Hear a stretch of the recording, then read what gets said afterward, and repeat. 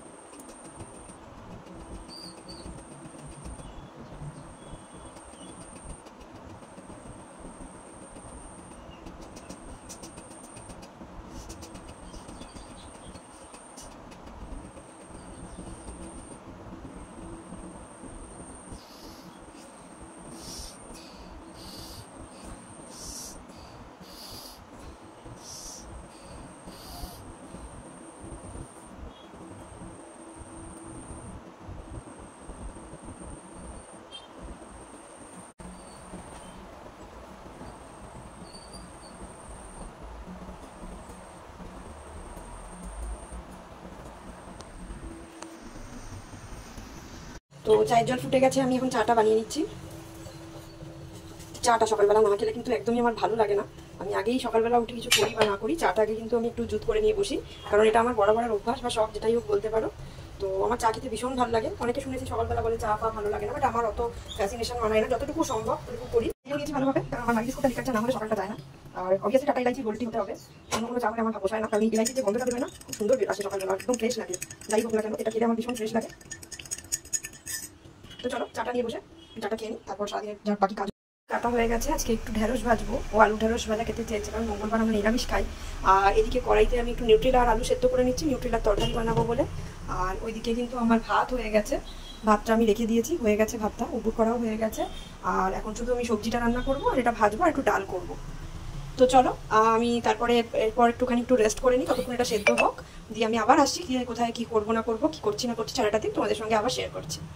আমার বাড়িতে রান্না বান্না করতে খুব একটা ইচ্ছে করে না, তো ও বললো আজকে দুপুরে আসবে। প্রথমে আমি ভেবেছিলাম আমার একার জন্য, তো একটু দেরি হয়ে গেছে, একার জন্য আর বেশি কিছু করবো না, আজকে এমনিও মঙ্গলবার। তো তারপরে ও বললো না আমি খেতে আসবো, ওর অফিস বেশি দূর না, তো বললো আসবে। তো সেই জন্য আর কি একটু টুকটাক করা, আবার রাতে কি করি না করবো সেটা তো আবার রাতের ব্যাপার, কারণ এটাতে তো হবে না। আর যা হয় একটু ছেলেদেরকে গুছিয়ে না খেতে দিলে তো আর হয় না, সবাই তোমরা জানো হাজব্যান্ড ওরা কাজকর্ম করে, কাটাকাটি করে, একটু গুছিয়ে খেতে দিতে হয়। তো সেই জন্য আর কি। তো এখন একটু পাখাটা চালিয়ে বসলাম, আমার মোটামুটি ঘরটা সব ঝাড় দেওয়া হয়ে গেছে, এবার মুছবো। আর ততক্ষণে তরকারিটা বসিয়ে দিলে কি হবে, তরকারিটা হতে থাকবে আর আমার বাকি কাজও হয়ে যাবে করে। আর তেমন কিছু নেই, জাস্ট তরকারিটা করবো আর আলু ঢেঁড়স ভাজবো একটু, আর তারপরে একটু ডাল বসিয়ে দিয়ে আমি স্নানটা করে পুজোটা দিয়ে নেবো। তো চলো ততক্ষণ আমার সঙ্গে থাকো, এরপর আমি কী করি না করি তোমাদের সঙ্গে আবার শেয়ার করছি। আমার এদিকে সয়াবিনের তরকারিটা হয়ে গেছে, নামাবো, আর একটু সেদ্ধ হলেই নামিয়ে দেবো। সেদ্ধ মানে আর কি রান্নাটা কমপ্লিট হয়ে গেছে, একটু নাড়িয়ে চাড়িয়ে আমি নামিয়ে ফেলবো।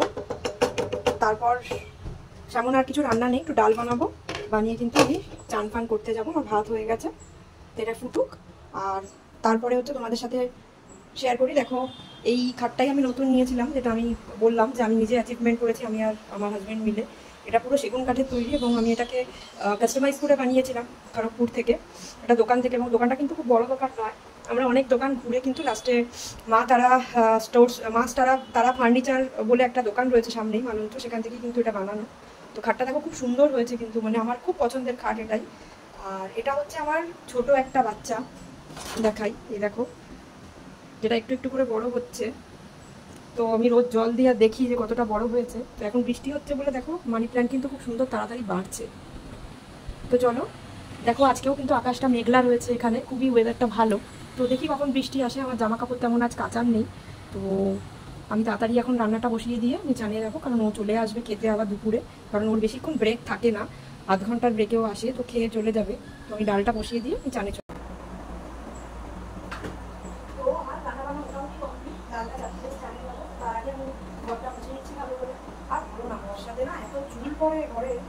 মানে মাথা থেকে বলবো, আমার দুজনেরই চুল পড়ে বর্ষাকালে, মানে একটা বর্ষাকালের মধ্যে নিয়ম, শরীর খারাপ, চুল পড়া, মানে সত্যি ভীষণ বাজে লাগে আমার ঘরের মধ্যে চুল পড়ে থাকে, কিন্তু করার নেই।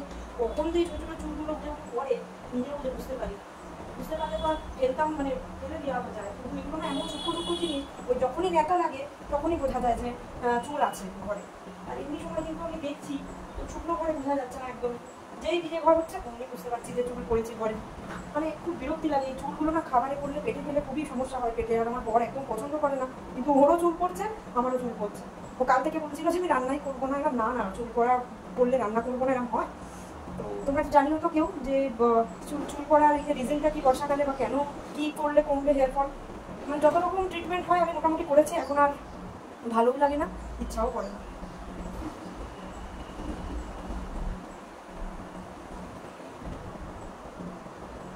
ভীষণ চুল পড়ছে, ভীষণ, মানে আমি বিরক্ত হয়ে গেছি এবার, এত চুল পড়েছে।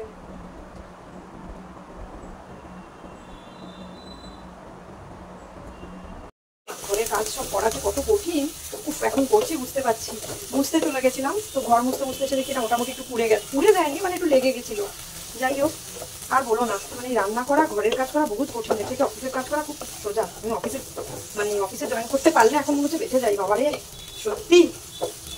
উর্নিশ আমার বোন দিদিভাইদের এবং মা, কাকিমা, জেঠিমা, মাসি, সবাইকে, যারা গৃহবধূ এবং যারা ঘরের কাজ করো, আমি 2-3 সপ্তাহ বা 1 মাসই একটু মানে ব্রেক নিয়ে কাজে, মানে অফিস থেকে বিরতি নিয়ে এখানে এসেছিলাম কিছু কাজে, তো এসেই রান্নাবান্না নিয়ে পড়ে মানে বিরক্তি হয়ে যাচ্ছি পুরো।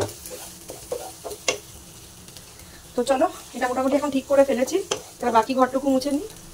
আমার চান টান হয়ে গেছে, এবার চান টান করে মানে ও এলো একটু আগে, ওকে খাবার দাবার দিলাম, দিয়ে ও বেরিয়ে গেল অফিসে। ওর যেহেতু তাড়াহুড়োতে ছিল তখন আমি আর ভিডিওটা করতে পারিনি যে ওকে খাবার দিচ্ছি বা ওকে খাচ্ছে, কারণ খুব তাড়াহুড়ো ছিল, আর আমিও তখন মানে রান্না নামিয়ে উঠতে পারিনি ডালটা। তো সেই জন্য আর কি ও খেয়ে দিয়ে বেরিয়ে গেল, আমি চানটা করে এলাম, করে এখন আমি ঠাকুর দেব, ঠাকুর একটু পুজো করব, কারণ এটা আমাদের ভাড়া বাড়ি, তো এখানে আমার ঠাকুর রাখার সেরকম জায়গা নেই। কারণ কি মানে এখানে স্পেসটা ছোট, তো ওই জন্য আমরা নতুন বাড়ি দেখব, তারপর আমি একটা সুন্দর করে গুছিয়ে ঠাকুর ঘর করবো। আর যেহেতু আমি চাকরি সূত্রে কলকাতা চলে যাই বারবারই, ও এখানে একা থাকে, সুতরাং একটা মেয়ে যেভাবে ঠাকুর দেবে সেভাবে তো একটা ছেলে পারে না কখনোই, আর করাটা সম্ভবও না। তো ওর যিনি গুরুদেব আছে অনুকূল ঠাকুর দীক্ষিত, তো ওনার মন্ত্রোচ্চারণ করেন সকালবেলা, সকাল করে একটু আর কি গঙ্গাজল টঙ্গাজল ছিটে ধূপটা জ্বালায়। কিন্তু আমি থাকলে যেভাবে পুজো একটা মেয়ে মানুষ করে সেটা তো সম্ভব নয়, তো সেই জন্য তো এরপর আমার একটা কিছু জব পার্মানেন্টলি এদিকে হয়ে গেলে এই সাইডে বা ওয়ার্ক ফ্রম হোম কিছু যদি পেয়ে যাই ভালোভাবে, তো শিওরলি একটা নতুন ঘর দেখবো, বড় ঘর, সেখানে একটা সুন্দর ঠাকুর ঘর করে তারপর পুজো দেব। তো এই হচ্ছে ব্যাপার। তো চলো, যেহেতু এখন এখানে আমার ঠাকুর ঘর সেরম নেই, তো আমি এমনি জাস্ট একটু আমার মন্ত্র যেগুলো করি আমি সেগুলো পড়বো বা সেগুলো করে পুজোটা দেব, তারপর খেতে বসবো। তো চলো, খাওয়া আমার হয়ে গেছে, এই দেখো এখানে ধূপও জ্বালিয়ে দিয়েছি, আমার পুজো দেওয়াও কমপ্লিট। তো চলো এবার খেতে বসি। কিন্তু খাবার নিয়ে খেতে বসে গেছি। তো আজকে ভীষণই সিম্পল রান্না করেছি, কারণ কি আজকে নিরামিষ, আমি সকালেই বলছিলাম, তো সেই জন্য আর বেশি কিছু করিনি। আর সবজিপাতিও ছিল না, কাল আমার খুব শরীর খারাপ ছিল বলে আমি যেতে পারিনি। আজকেও শরীরটা সকাল থেকে একটু ভালো লাগছে বলেই রান্নাবান্না করেছি। তো চলো খাবারটা খেতে বসে যাই এবার, কারণ অনেক বেলা হয়ে গেছে, আর দেরি করাটা ঠিক হবে না। বসে গেছি, এবার খাবো, খেয়ে দিয়ে একটু রেস্ট করব। তো চলো